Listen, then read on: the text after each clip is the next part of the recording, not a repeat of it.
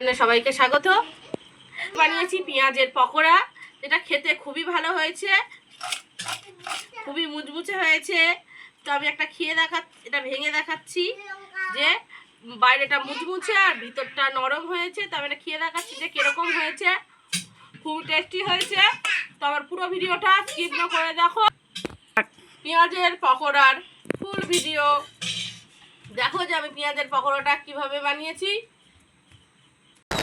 সবাইকে জানাই কালী পুজোর অনেক অনেক শুভেচ্ছা।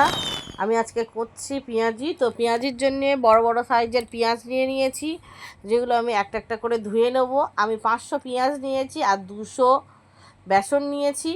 তো পেঁয়াজগুলো আমি কুচিয়ে নেব। তো পেঁয়াজি করার জন্য আমার লাগছে পেঁয়াজ, বেসন, মানে 500 পেঁয়াজ, 200 বেসন, জিরে, ধনে, শুকনো লঙ্কার গুঁড়ো, নুন, হলুদ আর গুঁড়ো লঙ্কা, একটু 1 চিমটে খাবার সোডা দিলেই আমি পেঁয়াজি করে নেব। পুরো মানে দোকানের থেকে এটা টেস্টি হবে, হেলদি হবে, এটুকু আমি বলতে পারি।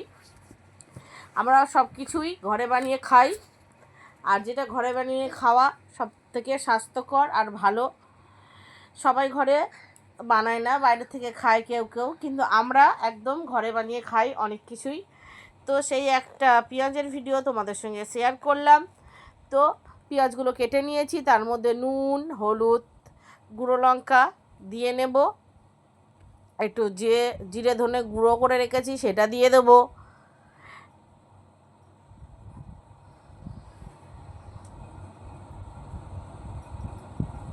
এক চিমটে খাবার সোডা। এইগুলো হাত দিয়ে কষলে কষলে আগে আমি মাখিয়ে নেব বেসনটা দেওয়ার আগে। তারপরে দেবো আমি বেসনটা দিয়ে এবার আস্তে আস্তে করে মাখাবো। অল্প পরিমাণ জল লাগবে, মানে একদম টাইট হয়ে যায় যদি, তার একটুখানি জল আমি দিয়েছি। কারণ এইটা আমি যে মাখিয়েছি সেটা একদমই ঘন করেছি, মানে শুকনো শুকনো করে মাখিয়েছি। মাখিয়ে নিয়েছি আমি। এটা যে আমি ভাজবো তার জন্য আমি গ্যাস জ্বালিয়ে নেবো, বসিয়ে নেবো একটা কড়াই। আর এইটা তেলটা একটু গরম হবে, তারপরে আমি আস্তে আছে লো মিডিয়াম আছে আস্তে আস্তে করে আমি ভাজবো। আর মচমচে হবে, খুব টেস্টি হবে খেতে। তাহলে তো তেলটা গরম হয়ে গেছে, আমি আঁচটা একটু ধিমে করে দিয়েছি। আর আমার বোনের বর খেয়ে সে কাজে চলে যাবে, সে অনেকই পকোড়া খেতে ভালোবাসে। তো সেই জন্যে মানে পকোড়াটা কটা ভেজে দেবো, সে খেয়ে চলে যাবে। তারপরে আমরা আমাদের ঘরের জন্য বানাবো।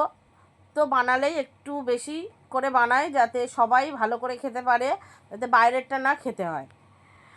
বাইরে খাই না খাই, কিন্তু অনেকটা কম, যতটা না খাওয়া যায়। তো আবার একটা নতুন ভিডিওতে তোমাদের সঙ্গে দেখা হবে। টাটা।